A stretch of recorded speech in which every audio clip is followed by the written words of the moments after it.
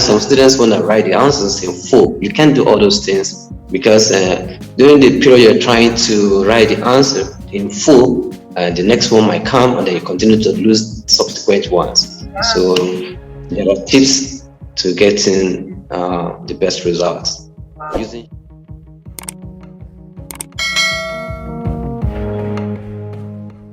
Hi guys, welcome back to my channel. It's your girl Teju Baby.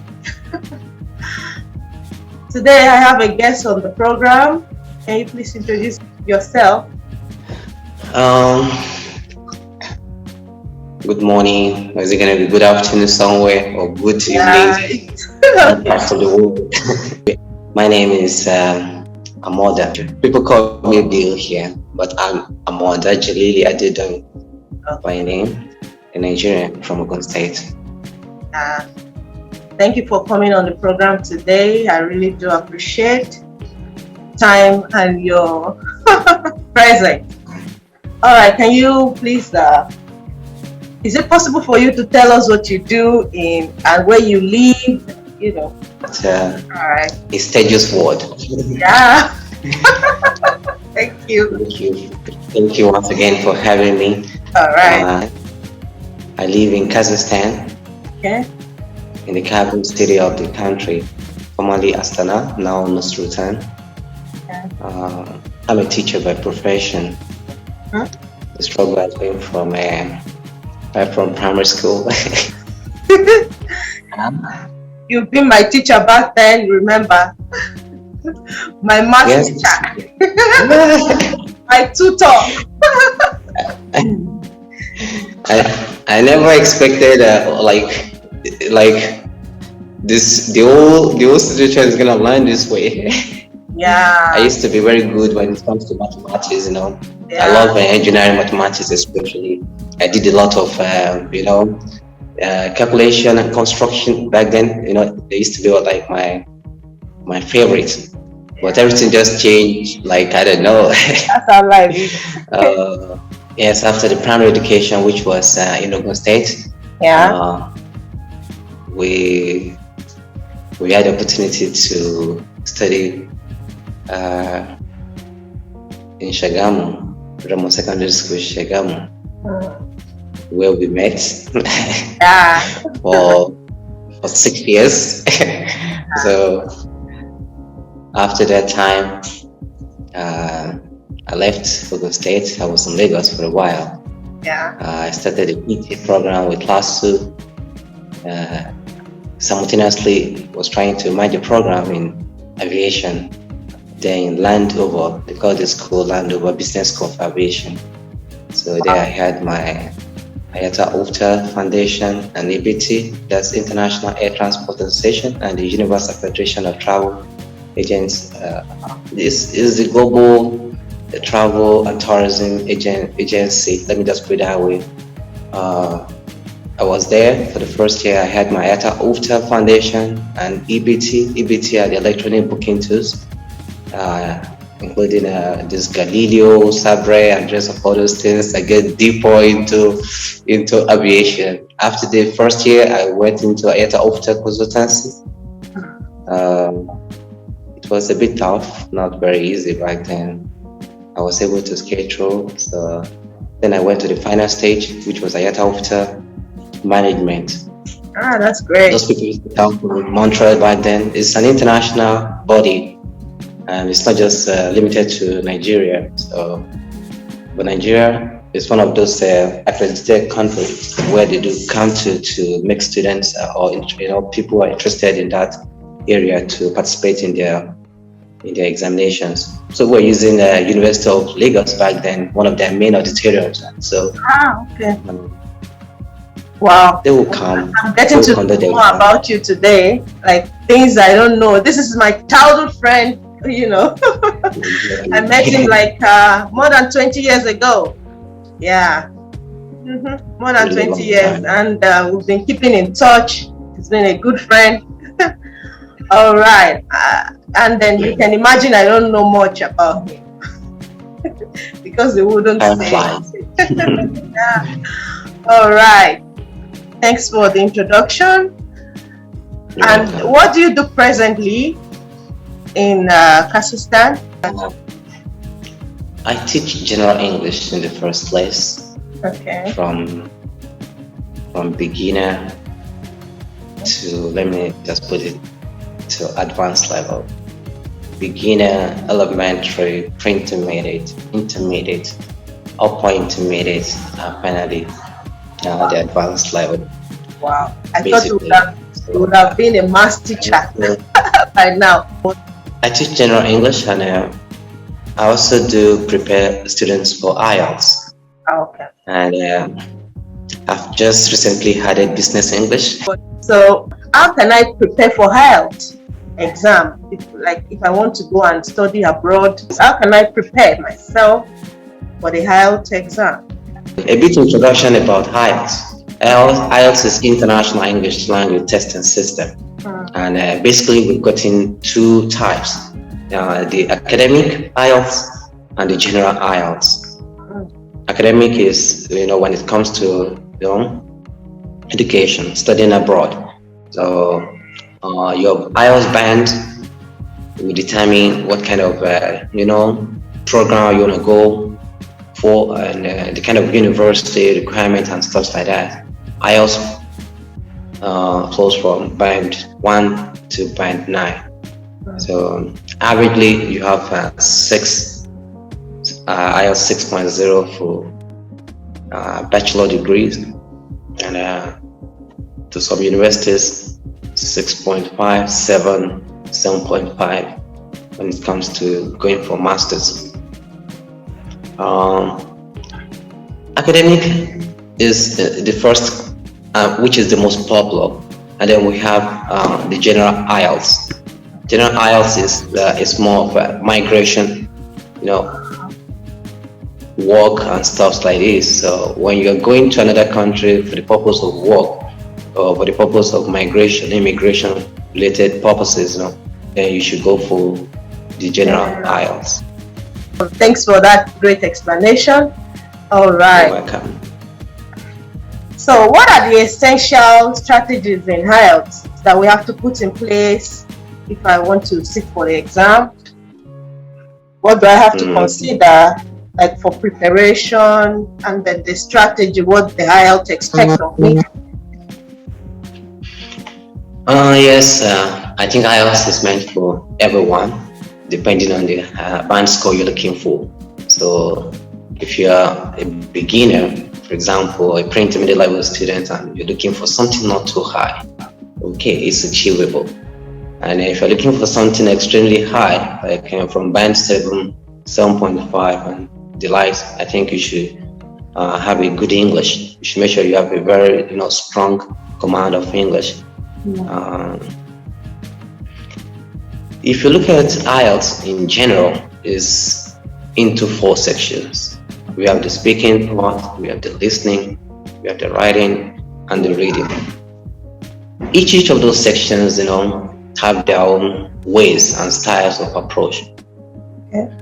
If you are taking the speaking part in the first place, we have the speaking part 1, the speaking part 2, and the speaking part 3. The speaking part 1 is more of introduction. They ask very common questions, general questions about yourself, about family, about interest, favorite food, drink, friend, and they could go in this kind of perspective. But in most cases, they are very simple and general common questions. The part 2 is the card, and it's in form of a description. You have to describe. They will give you some certain number of questions.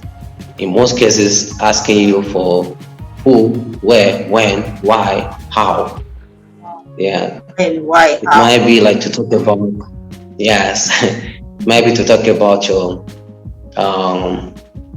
maybe to talk about a place you visited that was so memorable. Where was the place? Does it look? When did you go there? How did you go there? What did you do there? And why? You always remember. So it could be about someone in your family that is so adorable for you. Who is this person? Why is this person? What has this person done in your life? And common questions about the WH questions: who, where, when, why, how. In this kind of perspective, it goes in the part 2. In the part 3, it's like having a dialogue. The examiner will ask you about 2 more other questions. In most cases, they are always connected to the part 2. So, and that comes to the end of the speaking part. If we really want to talk about this, we have to go. Really, I think I'm still going to have another meeting with you. I don't know, but looking at your schedule, I know how difficult it is to get you online, but we will try and figure it out, right? Yeah. Yes, exactly. Okay. This one is just the general one. Okay. Yeah. I think you've spoken about the speaking part. What about the listening, the writing? Yes. Let's move to the listening section. The listening section is having 4. Section 1, Section 2, Section 3, and Section 4. Each section has 10 questions, so in total we have 40 questions. The first section, I put it 2-1-2-1. Okay. The first is like there will be 2 people having conversation, dialogue. The second section, only 1 person. The third, 2 to maximum 4 people having conversation. And the last one is 1. So I put it 2-1-2-1. So 2-1, the second 2 could be up to maximum 4. And the last one, 1. The difference between these 2-1-2-1 is that the first 2 sections will be talking about, I put it general topics. And the last 2 is academic. So general topics for the first 2 sections and academic for the last 2 sections. General topics like somebody calling to a travel agency trying to book a ticket. A student looking for a job. So this kind of conversation is going to happen in the first listening section. The second one, only 1 person is going to be talking, and the topic is still going to be general. But when you now move to the 3rd section and the 4th section, then you should expect something more academic. 2 to 4 people in the 3rd section. They could be in the laboratory talking about some scientific analysis. They could be discussing about the categories of insects, for example, or elephants, types, and the rest of all those things. So, but it will be more of, something academic, not really like talking in general. No. And the last one is only 1 person giving you a lecture on a particular topic, like a lecturer giving a lecture, to students. So we should expect something like this. In the first 2 sections, general, the last 2 sections, academic. 2 people talking in section 1, 1 person in section 2, 2 to 4 people in the 3rd section, and 1 person in the last section of the listening. So that is as far as the listening is concerned. You will have this listening for 30 minutes and 10 minutes for you to transfer your answers. So in total, you have to spend 40 minutes for the listening section. Wow. Oh, nice. What about the writing? And there are a lot of techniques in that area, so okay, maybe when we'll be having some subsequent ones, and then you'll be able to understand this deeper. Many students are always being like following the old stories. No, you can't follow the old stories. By the time the answers will come, you're gonna be losing them everywhere. Sometimes some students want to write the answers in full. You can't do all those things because during the period you're trying to write the answer in full, the next one might come and then you continue to lose subsequent ones. So there are tips to getting the best results. Short form, using writing immediately, ensuring like you pay attention to the instructions. You understand? Reading at least 3 questions in advance. All those tips, you have to make sure like you put them into practice for them to be able to catch all the answers as they will come in. I also have 1,200 most commonly repeated words in IELTS. I prepare my students, making them to get familiarized with all these words so that by the time they come, they can easily just 1,200 words. Yes, most commonly repeated words. Wow. Wow, I think I'll have to be one of your students. Really? Yeah. What can I do now? There is technology now, so the world is advancing. So everything is possible. Yeah. I think What about the writing side? Writing. So yeah, writing we have writing task 1 and writing task 2. Yes. If you look at I'm using the right words, for this sections. The first one I said listening part 1, 2, 3. Listening, they use section 1, 2, 3, 4. And then writing, you say writing task 1 and task 2. The first writing task when it comes to academic IELTS is more of graphics. We have graphs. It could be a pie chart, a bar chart, a line graph. You could give in a diagram, a flow chart, a process.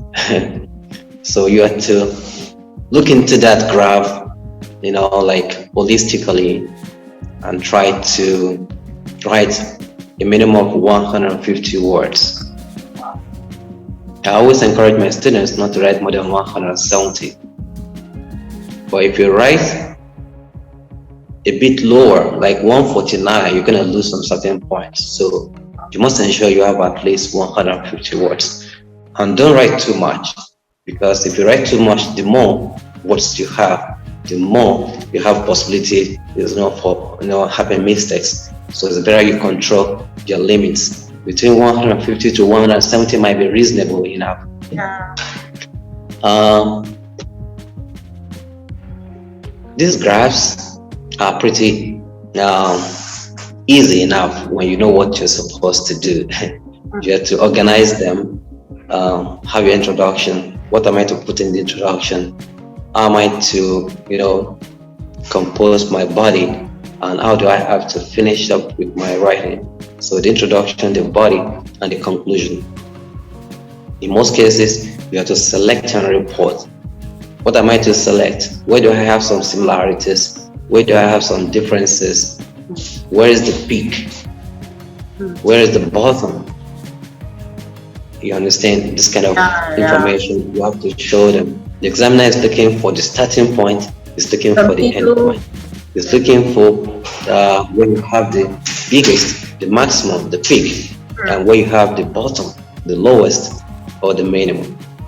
The examiner is also looking for the trend of the graph. Is it going slowly or is it going very fast? How drastic fall is the graph going? How dramatical is it rising? For example, you have to show those kind of information. In some cases as well, the examiner will be looking for fluctuations should in case. This might be a little bit like, what's this guy talking about? So it goes like, for example, okay, it's declining, and then something is rising somewhere, and a bit of fluctuation somewhere. I meant like when it's not stable. So you have to also show this part. in your description. So all this, have to come in the body. And conclusion is like what you can see in general, like in total, according to that given graph. You don't have to start giving details or numbers when it comes to your conclusion. Again, all details should come in the body. And something that is also very important is that you don't have to write a lot of numbers in the body. You have to try as much as possible to reduce the number of your words. I meant the numbers of your numbers, because the more numbers you have, the more like complex or complicated your story is going to feel. Yes.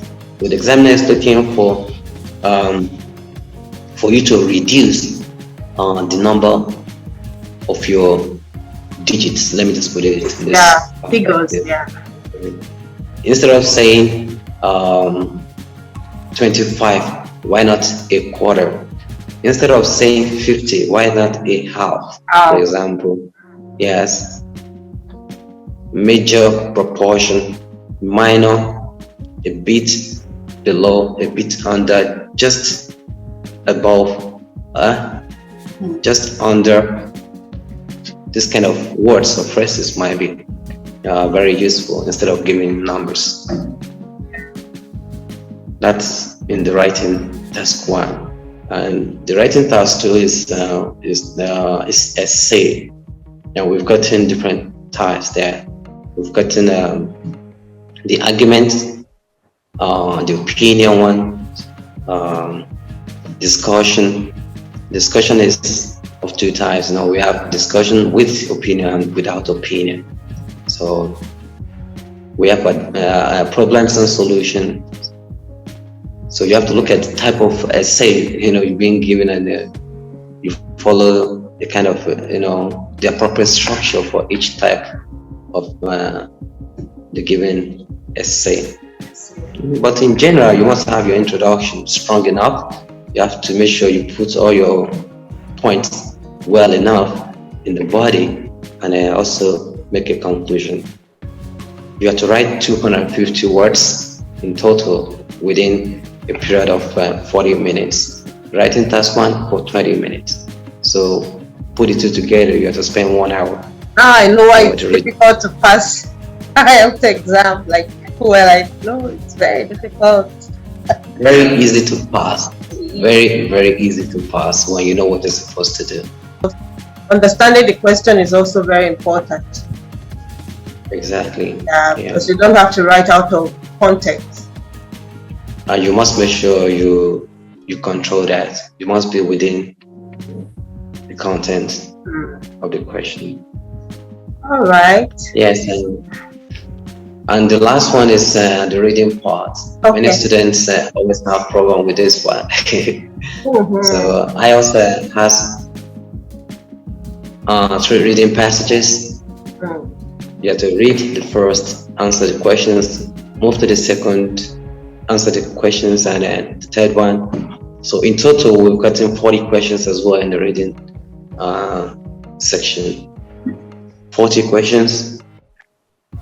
Each section, you have to spend 20 minutes. So in total, you have to spend an hour for the reading as well. So questions come in different ways. Multiple choice, filling in the gaps, correlation, matching, headings. So we have techniques of answering these questions. The situation whereby you are given, for example, true, false, not given questions, or yes, no, not given questions, and from 5 questions you already have like 2 no, 2 not given, just not like there's a problem somewhere. Yeah. Or a situation where you're given 7 questions and you've already written like maybe like 3 false and 3 not given. You're expecting to have 1 true. No, you must have gotten a lot of problems in that section. So there are techniques like for you to monitor. They give priorities to yes and true. Then false, no, or not given. They could be the same. The number of yeses could be the same as the numbers of no's, yeah? Or the numbers of yeses could be like the same with the numbers of not giving. But having them more than yes or having them more than false is extremely like not common. Maybe we go like 5% when it comes to IELTS preparation. Possible, but extremely low. Yeah, I think with this point, you've answered my fourth question, which is what are the common questions expected? You've answered that when you were talking about the listening. All right. My next question is, how can one get high score? If I want to have... How can someone... It's like you have almost answered it, but I want you to like elaborate more on it. How can someone get higher score in IELTS? How can I get high score with all these techniques? It's like I'm not sure if I'm going to. So I want you to tell us how we can get. Yes, there are techniques in getting a very IELTS. No pain, no gain. Practice makes perfection. Yeah, that's another thing. Yes, a situation whereby you just like, okay, yeah, I've practiced one and that's all for the day, you know? Yeah, so the more, the better. So, IELTS is very like,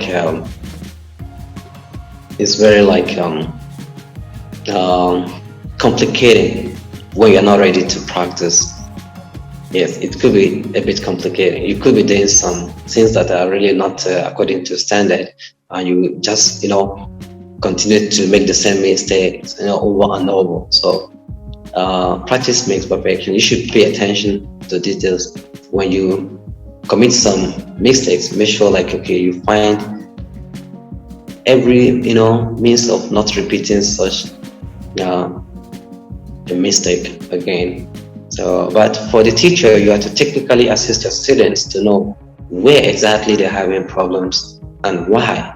In an example, you give headings to students and they're like having the same point over and over. Then you have to change the dimension. People are different. You understand? So what may work for one person might likely not work for another person. So you have to psychologically and technically study your students in order for you to be able to recommend the best style for them. Some people are very good when it comes to speed. Speed is a key in IELTS, and it could be the most dangerous to some students. You know the answers, but you don't have enough time to finish. 0. So you have to make sure you have a very good speed when it comes to passing IELTS. The second one is time. I think they still have connections, speed, having some relationship, when it comes to time. For example, for the headings, give it to someone with a good speed. The person is going to read the entire passage, then go back to the questions and just answer them. To some students, no, just go through the questions first and then come back to the passage and find the answers. So there are basically 2 types of reading. You have to skim read first. Skim reading is like trying to understand what each of those passages is talking about by reading the first and the last sentences of each of those paragraphs. In some cases, if you have a very big paragraph, you read the first 2 and the last 2 sentences of that paragraph. You'll be able to understand what that paragraph is actually talking about. Is it talking about problems? Is it talking about solutions to those problems? Is it making reference to dates? Is it making reference to some people who are involved in that, whatever the topic of discussion, you understand? So each paragraph is always like, talking about a particular content of that contest. So when you go to the question, oh, this question is talking about dates, you know which paragraph to go to. Oh, this question is talking about a particular person, you know which paragraph to go to. So skim reading will guide you to be able to know, so which paragraph should I go to find my answers. Some questions like headings, you don't even have to go through the entire passage. Yeah. If you look at the nature of the question, oh, this is talking about headings. Yeah. Headings is better you just go to those paragraphs to fix them first, because once you go through the entire passage, all the topics will be familiar. So it's better you just, okay, paragraph A, the most suitable heading, the most suitable topic for paragraph A. Just go to that paragraph A. Read the first two and the last two, for example, or the first and the last, depending on the size. And then look at the list of headings. Maximum 2 will be very close to the answer. Maximum 2. And in most cases, you just see the answer. But if you go through the entire reading passage, you will definitely find all those topics somewhere. Like, oh, this one was in paragraph C, this one, I saw this something like this in paragraph D. And that might make it complicated for you to be able to identify the right answers. So just go through that paragraph. Oh, this is for paragraph F. I go to paragraph F, you try to read, and then you come to the list of headings. You will easily identify the most suitable, topic or heading for that paragraph. Thank you so much. All right. What are the common mistakes? Like, you've almost said it, but can you just pick on the common mistakes that usually cause people to fail IELTS? That causes failure in IELTS? To some people, they could be nervous. Okay. They know the answers, but because of that grief, so they could start skipping a lot of things. So for IELTS, you have to have your confidence. Make sure you keep yourself together. That's very, very important. Secondly, is speed. You have to make sure you write your possible answers as quickly as possible. Do not wait there will still be some possibilities of having enough time to come back now. Or maybe, they might likely still repeat or give me another answer to this one I've heard. No, it's better you just write that very first one you've heard, because it might be the only answer you will have the opportunity to have. And if you think let me listen further. After all, I still remember the first one. By the time you finish that part, trying to record that very word might be difficult for you, and that might be the end of it. So it's better you write immediately as you have the answers. If the speed is too high, try to use short form to have at least a clue to that answer. Another problem will also be in terms of maybe lack of preparation in general. I also don't think I'm a native speaker, I cannot fail IELTS. You can easily fail IELTS. So much. Thank you so much. Additional information. Do you have any additional information? That's the end of the program. Do you have any additional information you want to pass across to my viewers on the topic? I will advise people who want to take IELTS to take their time to know which one exactly that is necessary for them. They shouldn't just jump into it. So if you are in need of academic IELTS, don't mistakenly go register for general IELTS. That could be a good one. So people should pay attention. I think I was not quite. I think I'm still going to invite you on the program to like come to help us to differentiate between the general IELTS and the academic. Okay? And yeah, no problem about that. I'm gonna schedule another time for that. Because No problem. Thank you so much for coming on the program today. You're welcome. Yeah. All Thanks for having me. Okay.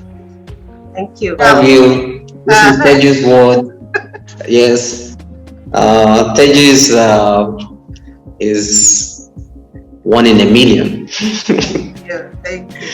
So we love your program here in Kazakhstan. We'll be like following you and doing what you're doing. You will definitely get the traffic one day. All right, guys. Thanks for watching today. If you enjoy the topic today, you can drop your comments in the comment section. Also, remember to like this video and remember to share. If you are new on my page, if you are new on my program, kindly click on the subscribe button and don't forget to click on the notification bell for you to receive notification whenever I drop any new video. All right, thank you guys. Bye bye. Bye. See you.